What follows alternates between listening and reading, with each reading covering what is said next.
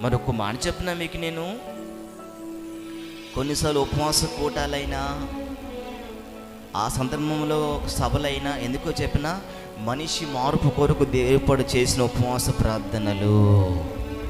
స్తోత్రం చెప్పండి. మామూలుగా అయితే మీరు వస్తారా? మామూలుగా అయితే వస్తారా? ఈ దిద్దుబాటు కొరకు ఏర్పాటు చేసిన కూటాలని చెబుతాను నేను. స్తోత్రం చెప్పండి. ఉపవాస ప్రార్థనలైనా మరొక ప్రార్థన కేవలం మనిషి మార్పు కొరకు ఏర్పాటు చేసిన దినాలని చెప్పగలను. దేవునికి మహిమ కలుగును గాక. అంటే మనిషి మార్చుకోవడానికి దేవుడిచ్చిన మనిషిలో తలంపు, లేదా మనిషికి దేవుడు ప్రేరేపణించి ఇట్లాంటి ఉపవాస ప్రార్థనలు దేవుడు ప్రేరేపించి పెట్టిస్తాడు. స్తోత్రం కలుగును గాక. వారి అమ్మ కూడా మనసులో ప్రేరేపించి 50 దినాలు ఏర్పాటు చేశాడు. దేవునికి మహిమ కలుగును గాక.